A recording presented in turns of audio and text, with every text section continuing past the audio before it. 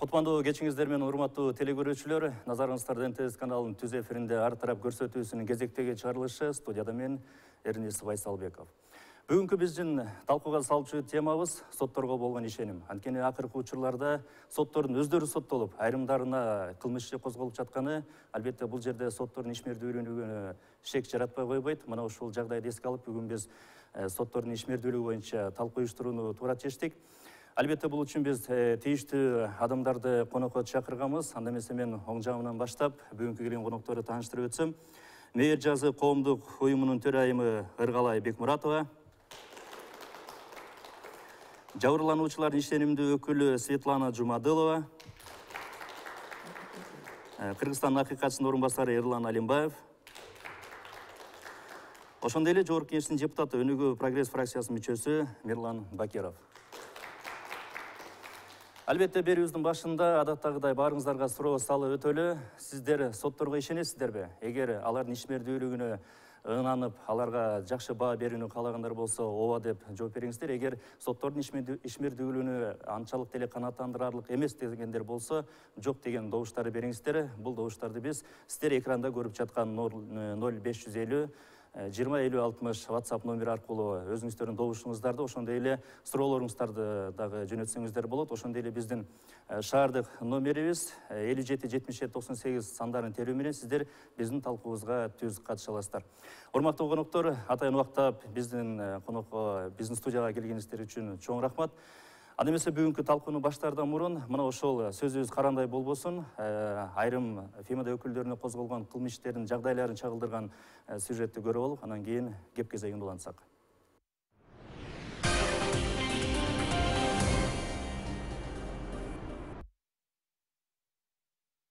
Бир нече ФИМИДА өкүлү шектелип жаткан кылмыш ишине Бишкектин чогортосундагы мына үй себеп болууда. Маалыматтарга караганда кытайлык инвестор жергиликтүү ишкерден бул үй турган жер тилкени сатып алган. 4 жыл аралыгында көп кабаттуу үй тургузулуп, эксплуатацияга берилет. Дал ошол убакта эски ээси чыгып, жер тилкени саткан эмесмин деп чыгат. Биринчи инстанциядагы сот дагы жер тилке сатылган эмес деген чечим чыгарган. Дал ошол чечимди Бишкектин Свердлов райондук сотунун төрайымы Эльвира Жаркеева 2016-жылы чыгарган. Былтыр август айында болсо соттор кеңешинин сунушу менен Жаркееваны президент иштен бошоткон. Көп өтпөй ФИМИДА өкүлүнө карата коррупция жана пара талап кылуу беренелери боюнча кылмыш иши козголуп, ал тергөө абагына киргизилген. Жыл аягындагы соттук реформа боюнча кеңештин жыйынында мамлекет башчысы Сооронбай Жээнбеков буга чейин жергиликтүү сотторго даттануулар көп болсо, соңку мезгилде жогорку сотко нааразычылыктар күч алганын билдирген. Ошондой эле айрым судьялар уюшкан кылмыштуу топтордун өкүлдөрүн калкалаган акыйкатсыз чечим чыгарганы, кээ бирлеринин мыйзамсыз аракеттеринен өлкөнүн инвестициялык беделине шек келип жатканын айткан болчу. Айрым судьялар уюшулган кылмыштуу топтордун кызыкчылыгында, ачык айтам, уюшулган кылмыштуу топтордун кызыкчылыгында, чет өлкө жарандарын жана инвесторлордун республикабыздагы мүлктөрүн тартып алуу максатында мыйзамсыз чечимдер чыгарып жаткандарды мына күбө болдубуз. Өкүнүчтүүсү, мындай көрүнүштөрдүн бардыгы мына мамлекетибиздин инвестициялык абалын төмөндөтүп, чет жактан келчү акчаларды мына бизден качырып атат. Бул жалпы экономикабызга абдан чоң залакка тийип жатат. Мына биз ушундайларга азыр өзгөчө көңүл буруп атабыз. Мен муну айтып атканым, муну эми токтоткула. Урматтуу соттор, бир аеосуз күрөш болот, болбой койбойт. Силер кол тийбестикти башкача ойлобогула. Силер мамлекетти, элди ойлогула бардык.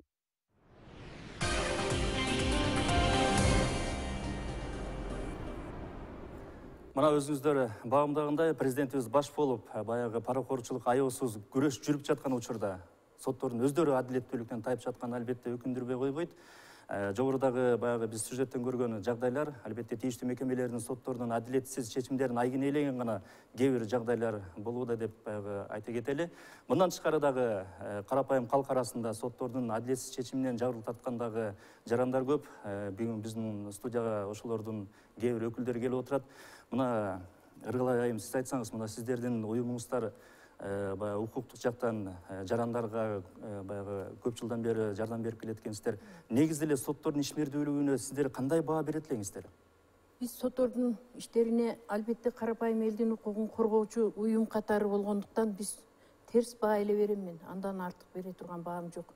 27 жылдан бери эгемендүүлүк келгенден бери биздин уюм мына 19 жыл болду быйыл ачылганына. Ошол жылдан ушул күнгө чейин бир биздин коомдук уюмдун мүчөсү алгылыктуу сот тарабынан дагы башка жактан дагы эч кандай колдоого ээ болбодук. Ошондуктан бүгүнкү күнү бышып уже жарыла турган мезгили келди. Ошондуктан биз ар тараптан сиздерге биз терең ыраазычылык билдиребиз. Ушундай бизди ошол көйгөйүбүздү айтканга бир мүмкүнчүлүк түзүп бергениңиздерге мен жана менин биздин коомдун мүчөлөрү бардыгы терс баа беребиз. Bunday тарыхта болгон эмес, уят. Ошол Жаркеева, ошого окшогон сот мыйзамсыздык кече күнү Батыралиевдин сотунан биздин Мокиева деген укугу тебеленген, бир сом бир кирпич койбой, бир сом төлөбөй бир Дүйшөнбекова деген айым анын үйүн 12 жылдан бери сотторго жармашып, паткалимство кылып жүрүп, ошол киши өзүнө алып жаткан жеринен биз 12 жылдан кийин кече биринчи инстанцияга кайтарылсын деген эң биринчи бир адилеттүүлүккө жеттик. Муну менен эмнени айтам? Сотторубуз булганган, коррупционерлердин бардыгы соттор, бардык жердеги региондор. Мен сөзүм кур болбош үчүн мына Роза Маманова деген батыр кызыбыз Баткендеги эмне деген коррупциянын бетин ачып атат. Бүгүнкү күнү эч кандай жыйынтык жок. Мына жерде үйүн алдырып 50 000 сомго үйүн алдырган биздин коомдук уюмдун мүчөсү отурат. Мына жерде 2 жылдан бери ботодой боздоп баласыны өлтүрүп койгон, ал чоң уурулардын бетин ачкан ал бала. Уурулуктун бетин ачам деп курман болуп мына апасы ботодой боздо отурат. Кече күнү биз Токтогулга барып, ошол Атамбаевдин убагындагы мыйзамсыз ошондой коррупционер соттордун адилеттиги каратуусун жыгытып, кызыл желекти желбиретип, биз мындан ары өлкөбүздө кан кызыл желектей желбиреп акыйкаттык болсун деген энелердин датын алып келип отурабыз. Биздин коомдук уюмга азыр 2000ден ашык ошо энелердин, жалаң энелердин. Мына жерде бир аксакалыбыз отурат мына. Өзү ушун жалгыз өзү Тоң районунун Айкөл деген селекциялык үрөнчүлүк чарбасы менен күрөшүп келатат. Бул аксакалды канча жолу чуңкорго кайдады. Ушул жердеги келгендердин ар биринин даты өзүнчө ар кандай да. Андан сырткары биздин 2000 кантип эле болуп кетти деген бир түпөйүл суроолор болот.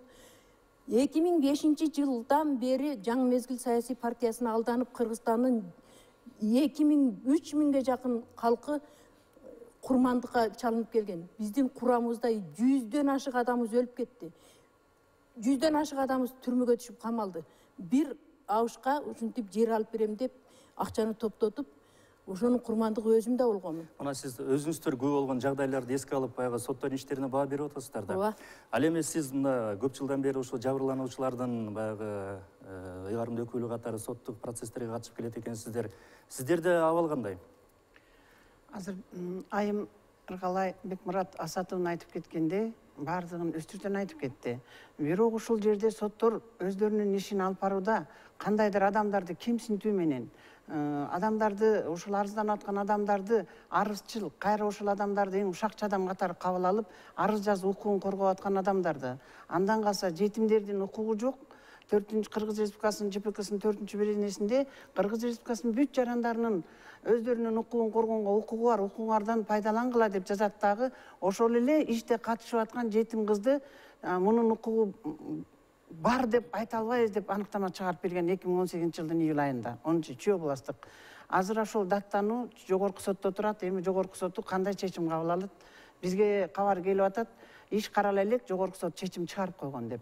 Эмне үчүн биз сотторго нааразы болобуз? Соттор биринчи соттон, экинчи соттон, чүй областтык соттон жана райондук соттордон иликтелип жогорку сотко келсе, жогорку сотту кандайдыр эле бир болбогон шылтоо таап туруп, кайра артка тээп жиберет, же болбосо кыскартып салат, же болбосо такыр айласы кеткенде бейтарап сотко айдап берет. Соттор кантип билбейт? Эки жарандын ишин бейтарап сот карап барсын. Мына ушундай жагдайлар менен кары картаңдар, бейбечаралар, жарты жалчылар мусулмандар, ушу кыргыздын эле мусулмандары башка жактан келген адамдардын кордугунда калып атат. Себеп башка жактан келген адамдар алдоо жолу менен госрегистрден, архитектурадан, айыл өкмөттөн жасалма документтерди алып, бири-бирине 2 жолудан, 3 жолудан сатып, адаштырып, сотторго келип, соттор ошону тактап карап, ошонун эмне болуп атканын иликтебестен чечимдерди чыгара берет. Мына сиз соттук отурумдарга катышып келесиздер да. Катышып Анан келебиз. сиз ошо жактаган тараптарды мындай пайыздык чын өлчөм менен алганда сиз баягы жактоочу болгон соттук иштерде канча пайызында уттуңуздар, канча пайызында утулдуңуздар? Мүмкүн сиз баягы утулуп калып амбициянын негизинде айтып аткандырсыз. Да, сиз ошентип айтышыңыз да мүмкүн. Жана элдер да ошентип ойлошу мүмкүн. Андай эмес. Бул жерде эгерде туура эмес болсо, 1-райондук соттон туура эместиги далилденбек. Экинчи областтык соттон дагы далилденип, документтердин баардыгы коюлган. Мисалга келтире алам, Аламүдүн айылынын Кыргызстан жаңы конушунун 26 гектарга 1999 жылы курулган айылдын акыркы бети дренаждык коллектор деп Чүй областтык суу чарбасынын жээги калтырылган. Ал себептегенде суу каптап кетсе айылда коркунуч болбосун деп. Мына ошону жетекчи кетип атканда пайдаланып туруп, жасалма токтом менен 13 жаранга жер берип салган. Ошону Чүй областтык сотунан, райондор аралык сотунан каралып, туура эмес, далилденген документтердин негизинде туура эместиги далилденсе, жогорку соттон тааныштарынын негизинде бул ишти кайра кайтарууга жиберген. Кайтарууга жибергенден кийин мурунку чуркап жүргөн айыл кеңештин төрагасы кайра эч негизсиз туура деп арызын кайра чакырып алып, мынакей айылды 2 жаат кылып согуштуруп атат. Бул жогорку соттун кылганы. Эгерде жогорку сот ошону карап туруп, МЧСтин берген документи турат. Бул айыл эле эмес, Бишкек шаарынын дагы коркунучта суу каптап кетүү, жер алдынан 1,5 метр суу жерге жакын деген. Албетте бул мындай жеке жагдай экен. Мынакей Эрлан мырза баягы жабырлануучулардын өкүлдөрүнүн ой пикирин уктук, бир нече жагдайларды эске алды. Мына ошол соттордун адилетсиз чечиминен курмандуу болгон жарандарга сиздер кандай жардам бере аласыздар? Улар сиздерге кайрылса болобу? Ооба, албетте бизге кайрылса болот. Биз ар бир арызды өзүнчө иликтейбиз. Жада калса биз укук коргоочуларга окшоп сот жүрүшүнө дагы байкоо жүргүзгөнгө укугубуз бар. Сот процесстерине биздин өкүлдөрүбүз дагы катышып турушат. Мыйзам бизге жабык сот процесстерине дагы катышууга уруксат берилет. Ошол сот жүрүшүндө жүргүзүлгөн байкоолордун негизинде биз процессуалдык укук бузуулар болуп атса сот тарабынан же сот курамынын тарабынан биз албетте дисциплинардык комиссияга өзүбүздүн сунуштарыбызды, өтүнүчтөрүбүздү киргизебиз. Ошол тигил же бул соттун үстүнөн дисциплинардык чара көрүү боюнча сунуш келтиребиз. Айрым учурларда каралат, көп учурларда далилденбейт же ооздеги түшүндүрмө берилип калат деген жоопторду алып күбө болуп турабыз. Бирок кээ бир учурларда биздин кылган кыймыл аракетибизден же бизге кошулуп башка сотко катышкан тараптар дагы жазган сунуштардын негизинде айрым эми эсептелүү соттордун үстүнөн чара көрүлүп атат. Соттордун мөөнөтүнөн мурун ордунан бошотулуп атат. Бирок ал өтө аз кездешет. Ошого карабай элдер ушул биздин сотко катышуу мүмкүнчүлүгүбүз бар экенин эске алып, жылдан жылга ушул сотко байкоо жүргүзүү боюнча арыздар менен кайрылып келишет. Ошо кайрылганда сан менен мисал келип айта аласызбы? Өткөн жылбы же андан кийинки жылы салыштырмалуу канча баягы соттордун адилетсиз чечими боюнча кайрылгандар болду, канчасы арыз канааттандырылды дегендей? Мисалы, былтыры 2018 жылдын эсебинен алсак 3237 арыз түшкөн кат жүзүндө. Ошо соттордун адилетсиздиги боюнча? Жок, ал жалпысы. Алардын ичинен именно соттордун үстүнөн түшкөн арыздардын саны 1223. Алардын ичинен бул сотко катышуу, байкоо үчүн катышуулары бул 876 арыз. Соттун чечими менен макул эместердин саны 117. соттун чечими аткарылбагандыгы боюнча 39 арыз, анан сот же соттун курамына курамынын кыймыл аракетине же кыймылсыздыгына 1191 арыз түшкөн. Жыл сайын эле ошонун тегерегинде, мисалы былтыркы жылдын эсеби менен салыштырсак, жалпысынан соттордун үстүнөн 1390 арыз түшкөн. 200гө көбүрөөк болуп атат да. Жалпысынан бизге именно ошо сот менен күч органдарынын үстүнөн түшкөн арыздар эң көп болуп эсептелинет. Себеби арыздардын бүт санын алганда 60-70% именно ошол күч орган менен сот органдарынын үстүнөн түшкөн арыздар. Демек, ушул карапайым элдин сот жана күч органдардын жасаган ишине ишенбөөчүлүктү жаратат деп далилдесе болот да ушул арыздардын негизинде.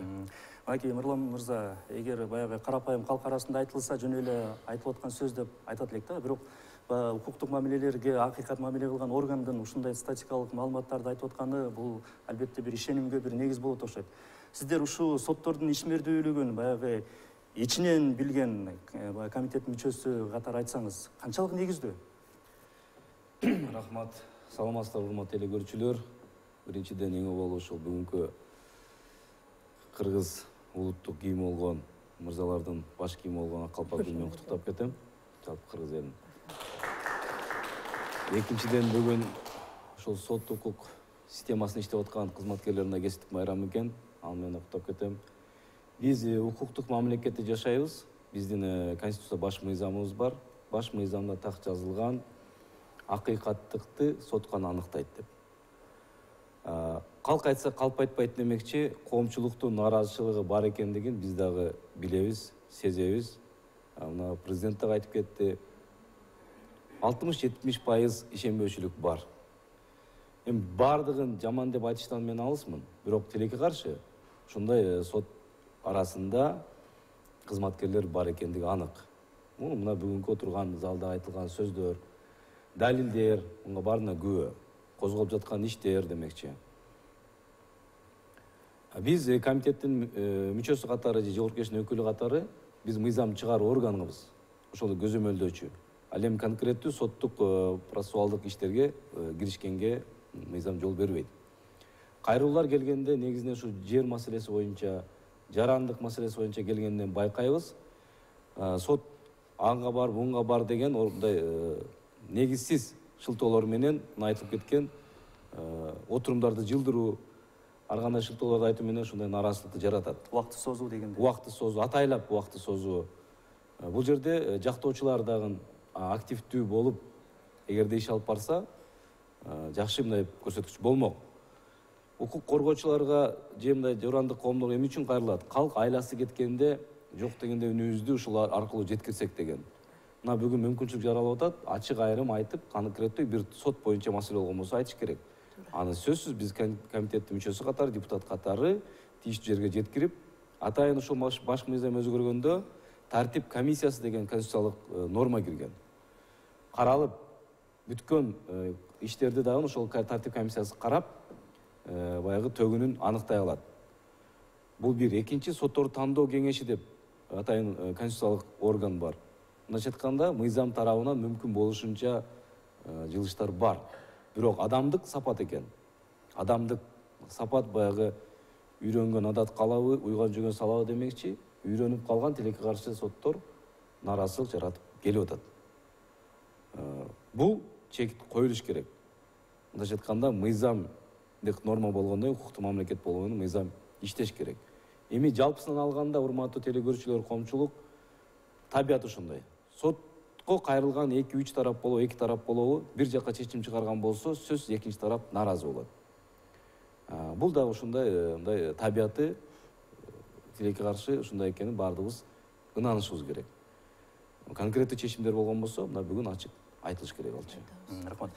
Урматтуу телекөрүүчүлөр, биздин катарга жаңы кошулган көрөрмандар болсо, эскерте кетели, бүгүн ар тарапта бүгүн биз сотторго болгон ишеним тууралуу талкуу уюштуруп жатабыз. Сіздер егер ушул жаатында өзүңүздөр ой пикириңиздер болсо, экранда көрүнүп жаткан 0554 205060 WhatsApp номери аркылуу сотторго ишенесизби деген суроого ооба жок деген өзүңүздөрдүн добушуңуздарды берсеңиздер болот. Азырынча ишенем деген көрөрмандар 13, ал эми жок ишенбейм деген көрөрмандардын саны 162 экен. Аны эмес азыр бир кичине жарнамалык тыныгуу жасап алып, андан кийин кеп кезегин улантсак.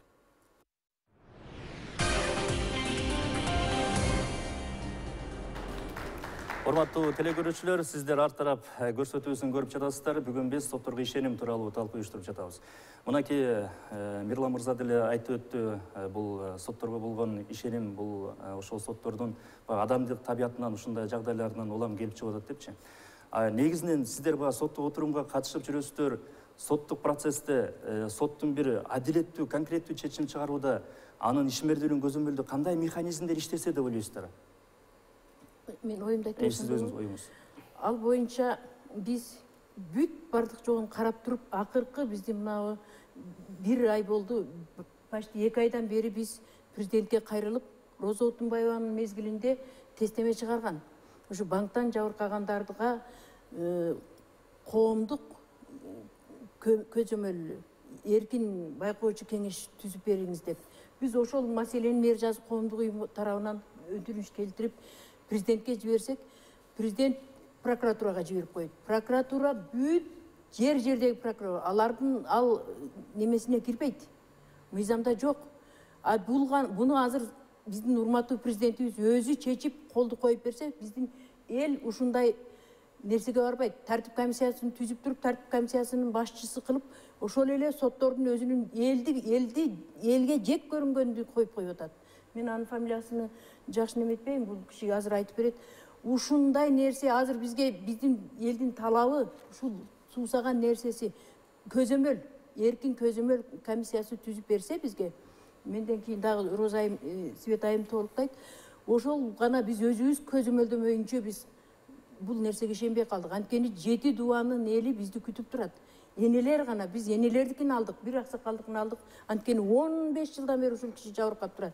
Биз эгерде Кыргызстан боюнча ушул нерсени алчу болсок, айрым бир мурда элге карабаган эле адамдар провокация кылып, соттон жабыркагандар келгиле деп тескери күчтөр жыйылып атат. Мен айтат элем, биздин коомдун мүчөлөрү, биз азыр президентке бүгүн 1 ай болду, кайрылуу иретинде жогорку кеңешке бардык коргоо органдарына биз уведомление жибердик. Себеби биздин ушул датыбызды уксун президент. Биз жиберген өтүнүштү орундатсын. Көз карандысыз байкоочу кеңешти түзүп берсин деген нерсебизди ушуну түзүп бермейинче, коомчулук өзү көзөмөлдөймөйүнчө бул нерсе ишке ашпайт. Мына кайрылуулар жөнөттүм деп атпайсыздарбы, тийиштүү мекемелергечи? Качан жөнөттүңүздөр? Ал жактан алгылыктуу жооп болдубу? Алгылыктуу жооп болбой жатат да. Биз алгылыктуу жооп болбогондуктан азыр бүгүн ушу ар тарапка келип сүйүнүп атабыз. Алгылыктуу жооп болуш үчүн эми гана бүгүн азыр чакырылып, мен түз эфир бергилечи, түз эфирден президент үнүмдү уксунчу дедим.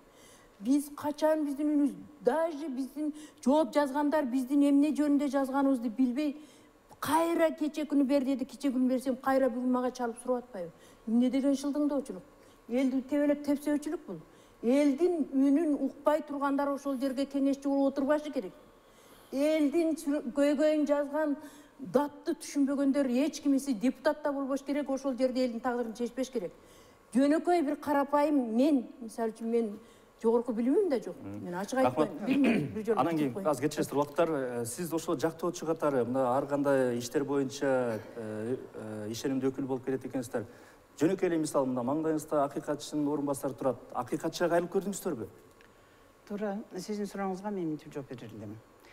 Кыргыз Республикасынын 7 дубан элинде 2002 адам соттон жабыркап келгендер. Ошолордун бардыгы соттон өздөрүнүн ордун, ошолор өздөрү берген документтерди туура мыйзам чеги менен далилдете албагандар. Андан калганда мынакей бизде Баткен областынан келген Роза Маманова отурат. Бул коррупцияда иштеп, президенттин айтып аткан колдоосун өзүнүн граждандык милдетим деп ошол жерде болгон жемкорлуктун бетин ачканда бул кызды уруп согуу менен бейгүнөө жерден бул кызды түрмөгө отургузуп чыгарган. Андан сырткары Токтогул районунда Анара Бусурманова 24 жаштагы баласын беймарал адамдар өлтүрүп кеткендиги мына соттон чечилбей келе жатат. Муну сиз жана башында айтып өтпөдүңүз. Сизге суроо да түз эле мындай. Қазір Кайрылдыңыздарбы? күндө біз укук коргоочуга кайрылганбыз. Анда Токон Мамытов келе электе кайрылып арыздарды киргизгенде эч алгылыктуу жооп ала алган жокпуз. Биринчиден, экинчиден баардыгы тең эле сотторго кийлигише албайбыз. Тартип комиссиясы бар дейт. Тартип комиссиясы карга карганын көзүн чукпайт. Алар эч кандай алгылыктуу жооп бере албайт. Мен муну эми жеке өзүмдүн кызыкчылыгым деп айта албаймын. Бирок акыйкатчы катары ошол арыз түшкөндөн кийин ошол текшерүү тартип комиссиясында өзү отурса баардыгын көзү менен көрөт эле. Буларга даяр компьютерде турган шилтемени жооп берет. Далилдей алган жок, келген жок, өзү келген жок деген суроолорду, жоопторду берип коет. А бирок документально эч ким текшербейт. Ошол документти алдырып, ошол арыз жазган адамдын делосун алдырып, протокол менен чечимди эч ким салыштырып көрбөйт. Протоколдо турат, келген жок деп. А тиги келди дейт, жооп бере алган жок, далилдей алган жок дейт. Же болбосо протоколдо турат, келди дейт, а тиги болсо чыгып кетти дейт. Мына ушундай жооптор менен эле шилтемелерди жиберет, президентке да жиберет, баардык тарапка жибере берет. Анан алардын баардыгынын аябай көнгөнү сотторго биз кийлигише албайбыз дейт. Да, биз сотторго кийлигишип же сотторду басым жасап, же ошолорго бир кандайдыр бирөөнө чечим чыгартып бер дегенден улакпыз. Ушундай өздөрү соттор астына коюлган 199 берененин Кыргыз ЖПКсынын 199 беренесинде ар бир арыз жазган адамдын документин далилдеп тастыктап соттор баа берүүгө милдеттүү. Ошол документтерге баа берилбей жаткандыктан, ошол документтердин же туура эмес деп айтпайт, бир болбогон нерселер менен чыгарылган чечимдердин айынан үйдө барып ылдый келип тегеренип жүрө беришет, убакыт өтөт. Азыр айтылып кетти, жактоочулар же болбосо өкүлдөр, адвокаттар туура иштесе, активдүү иштесе деп. Алар активдүү иштейт. Ну болот, кээ бир убакта жактоочулар да сатылып кетет экен. Андай жагдайларда кезигишет экен. Бирок дагы соттор айтып атат, адвокаттар туура эмес документ алып келип атат дейт. Адвокаттар айтып атат, соттор туура чечпей атат, акча алууга чечип атат деп. Биз мынакей 2018 жылдын декабрь айынан бери ар бир 7 дубан эли 20 адамдан турган арыздарды жазганбыз. Ар бир райондон, ар бир 7 дубан элинен бирден адамдардын катышуусу менен документтерин тиркеп. Ошондо бир эле Чүй Аламидин райондук прокурор Мырзаканов жооп берип койду. 7 дубан элине 7 дубандын прокуроруна барыш керек болчу. Жок дегенде. Бул бир мисал. Рахмат. Мынакей сиздерге кайрылуулар болуптур, жаңы жетекчиге чейин деп айталы. Негизи эле ушул соттордун адилетсиз чечимдерин аныктоо боюнча сиздерде механизмдер кандай? Мүмкүн аларды толук кандуу анализдөө үчүн сиздер укуктук жактан кичине чектелүүсүздөрдүр.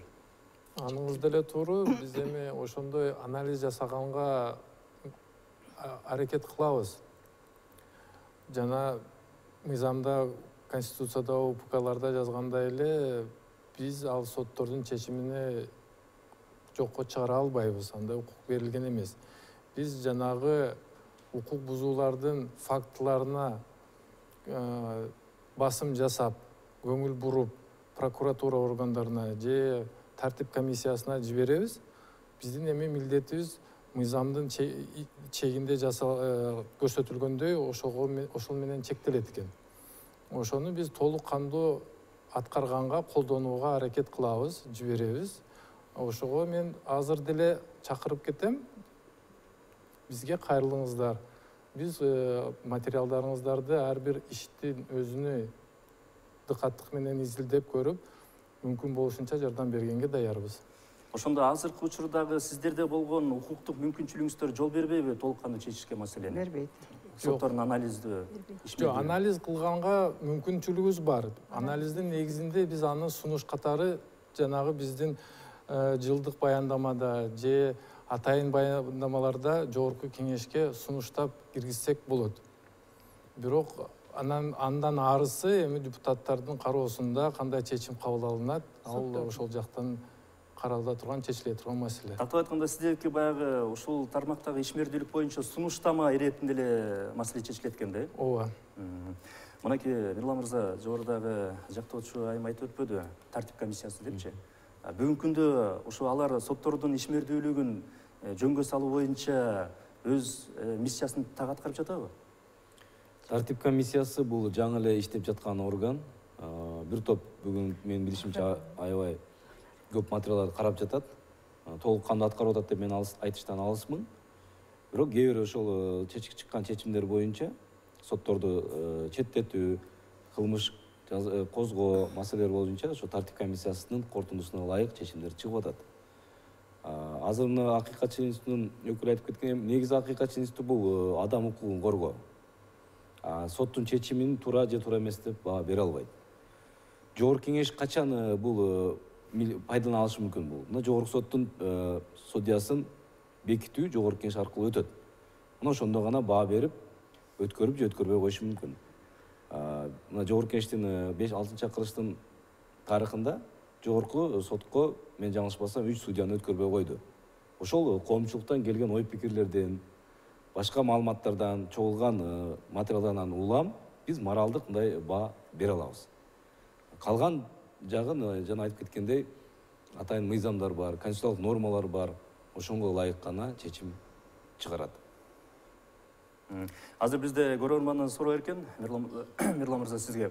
Көрөрман мындай суроо берип атат. Жогорку сот баягы отчётун ишмердүүлүгү боюнча президентке эмес, жогорку кеңештин алдында берсе дейт.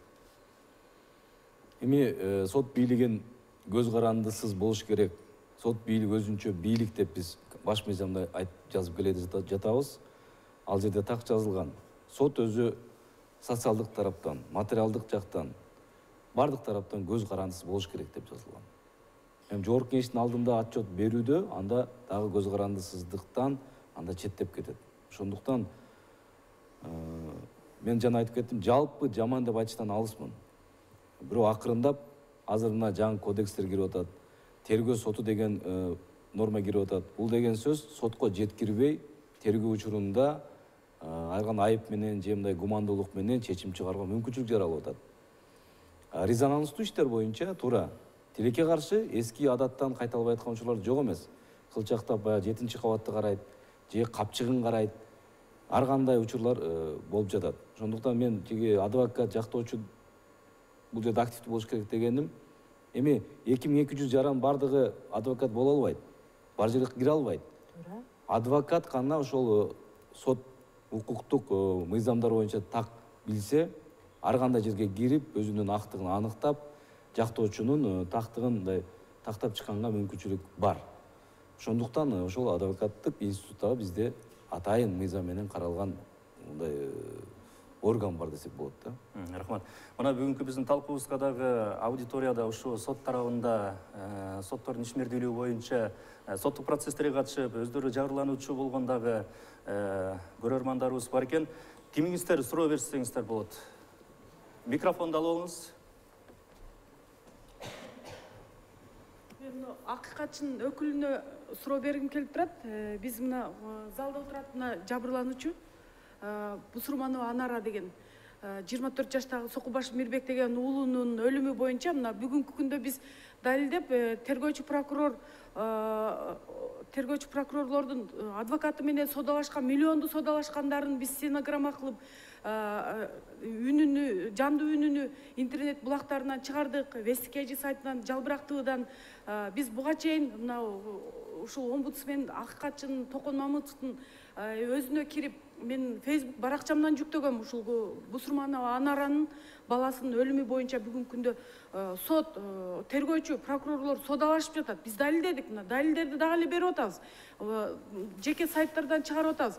Ушул Токон Мамытовго биз жеке кабинетине кирип, кабылдамасында болуп, интернет баракчасына сүрөткө тартып, ушул Бусурманова Анара менен Вайдылаева Бузия экөөнү сүрөткө тартып, биздин ушу 11 февраль 2019 жылдын февраль айында Токтогул району сотуна катышы берүүңүздөрдү суранабыз. Акыйкатсыз жүрүп атат. Мына Токтогулда акыйкатсыздыктан, адилетсиздиктен сүргүнгө кеткен, Сибирге кеткен. Токтогулда адилеттүүлүктү орнотолу деп Токон Мамытовго кирсек, мына бүгүнкү күнгө чейин жооп жок катыбызга.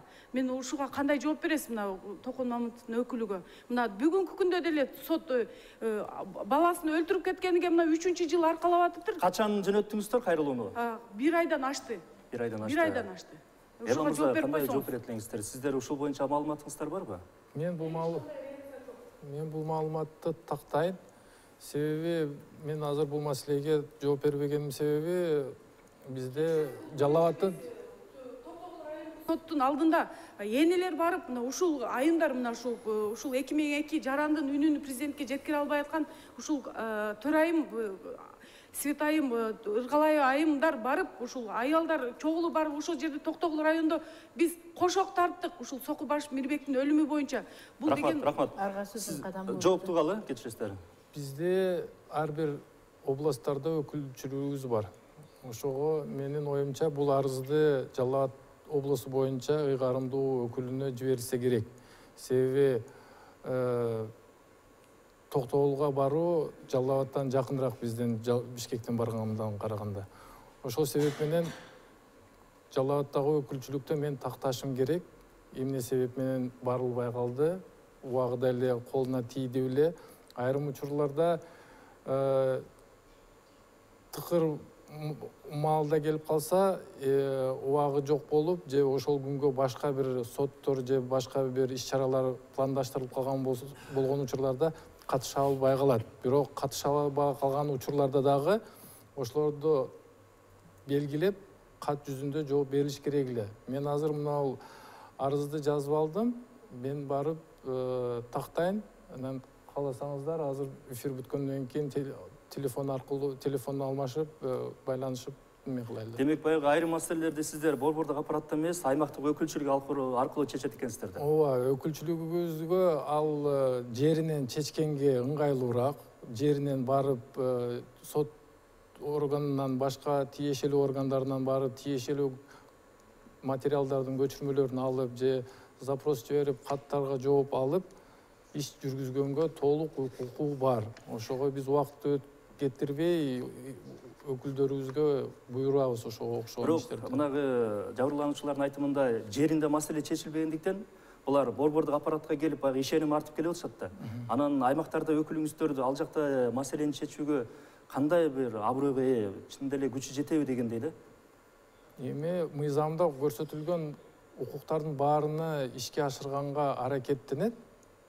Эми ар кандай учурлар болуп калышы мүмкүн. Аны эми ар бир ишти жеке карап изилдеш керек. Мен азыр айта албайм. Бул иш боюнча мен такташым керек. Рахмат. Урматтуу телекөрүүчүлөр, сиздер ар тарап көрсөтүүсүн көрүүдөсүздөр. Бүгүн биз сотторго ишеним тууралуу маселе козголуп жатабыз. Азыр кичине жарнамалык тыныгуу, андан кийин кепке зыйын улантабыз.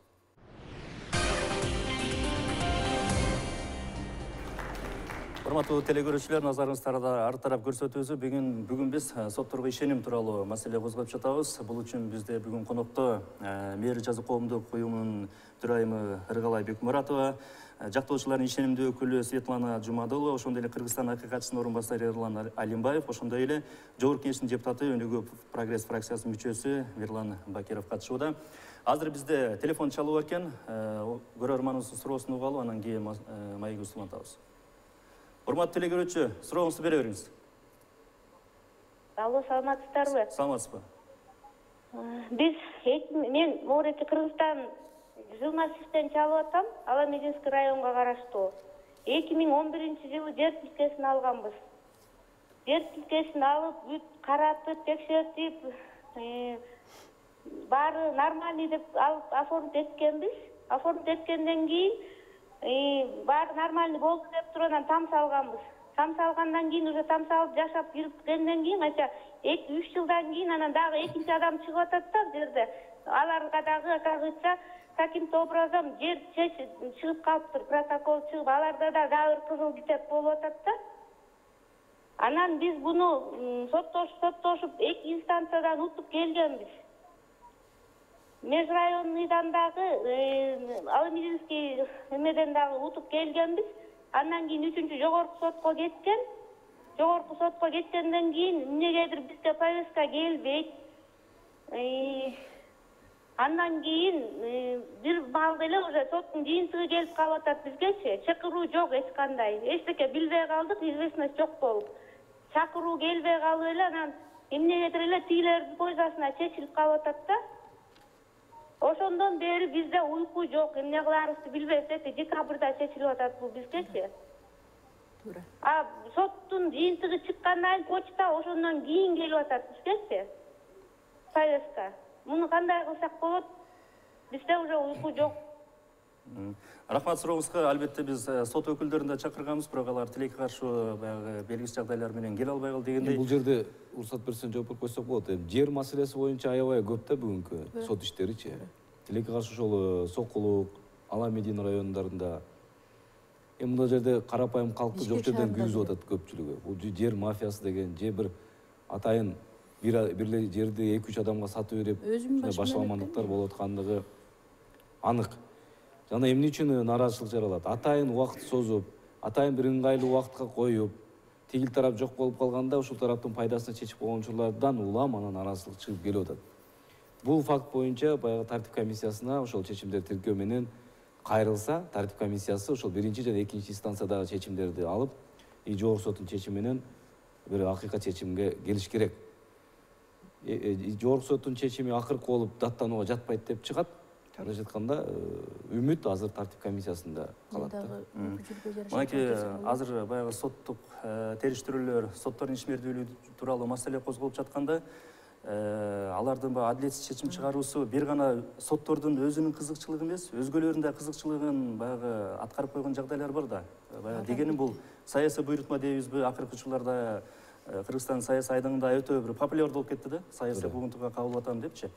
Бул жагынан эмнени айта алат деңиз? Чын деле баягы саясатчылар сотторду өч алуунун бир куралы катары колдонуп калдыбы? Андай учурлар болгон. Жашырбай айтканда, атайын көрсөтмө менен, атайын саясий чечимдер чыгарган учурлар жок эмес. Андайлар көп эле. Аны баягы киллер соттордо да жүрбөдүбү? Бирок азыркы учурда мүмкүн болушунча көз карандысыздыкка багыт алып, ошонго шарт түзүлүп жатат. Бирок ошонго да карабастан, мен жана адамдык фактор дегеним, бул адамдык өзүнөн көз каранды. Анга канча эмгек акы бербей, кандай шарт түзүп бербей, тилекке каршы ошол көнүп калган баягы парасын дейбизби, башкасын да алып туруш керек экен. Ошонун улам мындай нааразычылыктар чыгып аткандыгы жок эмес.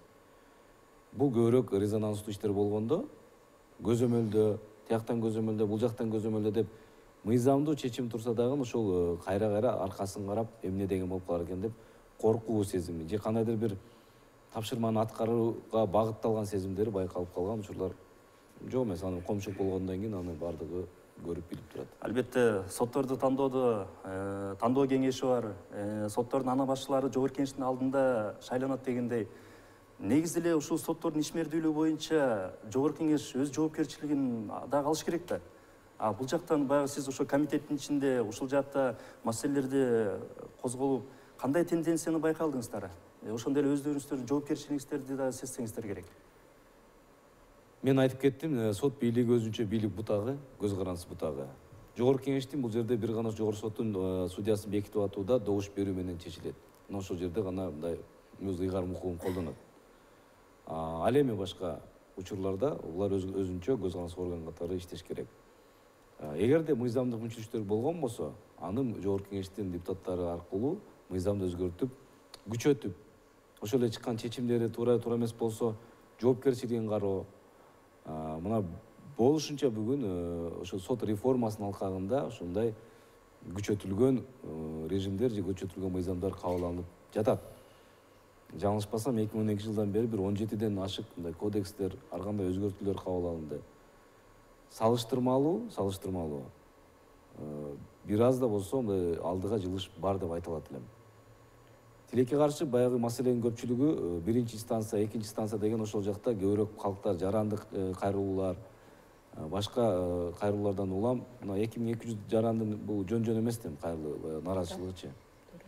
Бул ошол эле айтылган азыр эле телефондо чалгандай жылдырып коюу, анга карап чечим чыгарып коюу, атайын ошол эки тарап сүйлөшүп алып, керек болсо айтып кетти,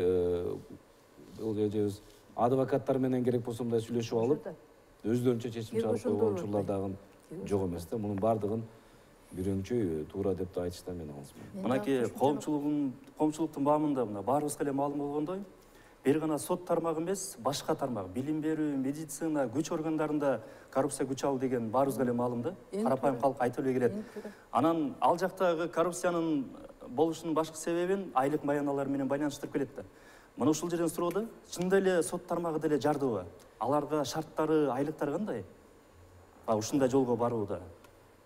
баш мыйзамда жазылган социалдык материалдык көз карандысы болуш керек деп. Ошол эле өзүлөрү мындай түзгөн бюджетти бекитип бериш керек деп да жазылган. Мен тилекке каршы бардыгы айланып келип экономикага тиешеси бар. Бюджетти өкмөт сунуштайт, демек болгон каражатына жараша каражатын берет, материалдык башка мүмкүнчүлүктөрүн берет. Албетте эми экономикасы жогору болгон болсо, айлык акысы коңушу же эл аралык сотторго тете болгон болсо мүмкүн коррупция ондан төмөн түшмөк. Тилекке каршы бүгүнкү акыбалыбыз ушундай. Сиздер кыскача оюңуздарды айтсаңыз ушул маселе боюнча. Коррупция бул ачкөздүк, каниет жоктуктан болуп кетти. Мисалы үчүн бир үй бүлө, бир кишиси иштебеген үй бүлөлөр бар. Каниет кылыш керек. Жаман аз болсо да ушу мугалимдердин дагы баарын айлыгы, тем более соттордун айлыгы канча? Эмне деген бул ачкөздүк? Ушунчалык ачкөздүктүн сазына баттык. Ушу кичине тобо кылып каниет кылбагандыктан ушул нерсеге барып атат. Албетте каниеттүүлүк адамдык сезим өзүнчө маселе дегендей, азыр биз бул жакта сотторго ишеним тууралуу маселе козгоп атабыз. Кечиресиз, азыр мындай суроода убакыттар негизги маселелерге орун берели дегендей, мынакей бул жакта жактоочулар, жабырлануучулар соттук отурум тууралуу өздөрүнүн ой пикирин айтып атат. Анан кийин бул жерде Мирлан мырза сизге суроода соттук отурумдарды техникалык жактан караганда мындай онлайн режимде кылсам деп атат. Эл көрүп атат. Менин чечимимди кийин эртең деле мындай баа бериш мүмкүн деген жагдайда. Эң туура. Азыркы жаңы кабыл аткан мыйзамдар боюнча сот отурумдары ачык болуш керек. Онлайн режимде, реалдуу режимде. Каалаган учурда тартып көрсөтүп турган мыйзамдык базалар кирип жатат. Башкача учурлар болушу мүмкүн. Аны жабып өткөрүү өзүнүн шарттары бар. Ал эми жарандык жана башка ачык болуш керек. Толуктап кетсем дедим да. Коюңуз. Мен толуктап кетсем, бул жабдуулардын бардыгы жогорку соттон, райондук соттон жогорку сотко чейин көрмө жазуу орнотулган. Атайын акча коротулуп, акча жумшалып, микрофондор турат. Булардын баары көргөзмө иштебейт. Андан сырткары жарандар өздөрү атайын биз аркылуу, жактоочулар аркылуу 20-берененин негизинде, 19-берененин негизинде биз ушул экиге астын ала уруксат сурасак, эч кандай көрмө жазууну бербейт соттор. Адвокаттарга да бербейт. Эч кандай ыйлап сактап атышып, ошо только жазып алган үн менен жазып алууну гана беришет. А бирок ошондо дагы ал эч кандай жазылып алган үн жазмаларга, протоколуна карашпайт. Протоколду каршы. Биз ошонун баарын элдик бийликтерге айтып эле келатабыз. Жазып эле келатабыз. Азыр мен ушул кишиге биздин урматтуу депутат элдик бийлик катары мен сизге жооп бергим келет. Реформаны кандай мезгилде кылат? Жок дегенде ушуга жооп бериңизчи. Кандай болгондо таза реформа? Сурооңуз түшүнүктүү, кыска. Ушул суроого жооп берип. Бул жерде процессуалдык, мындай айтканда процедуралык мыйзам бузуу бар. Эгерде жазма көрмө уруксат бербей аткан болсо жактоочу, анда ал мыйзам бузуучулук. Реформа бул эми кандай түшүнүү? Рахмат, чоң. Бул жакта айтылган сөздөрдү сиздер дагы комитетте көтөрөсүздөр дегенде ишенич бар. Урматтуу телекөрүүчүлөр, бүгүн биз ар тарап көрсөтүүсүндө сотторго болгон ишенимди талкууладык. Жана сөзүбүздүн башында баарыңыздарга суроо бергенбиз. Сиздер сотторго ишенесизби дегендей. Башында суроонун негизинде 35 адам ооба ишенем деп жооп бериптир, а 374 адам жок деп жооп берген. Албетте бул жакта жалпы соттордун ишине баа эмес, албетте айрымдардын арам иштеринде жабырлануучулар күбө болгон, эл күбө болгон жагдайларды эске алып бүгүн талкуу уюштурдук. Студияда мен Эрнис Байсалбеков болдум. Албетте бул маселе бүгүнкү учур менен эле маселе соттук отурумдагы жагдайлар талкууланып калбайт. Кийин дагы ушул маселеге козголобуз. Кечиңиздер кууналгансın.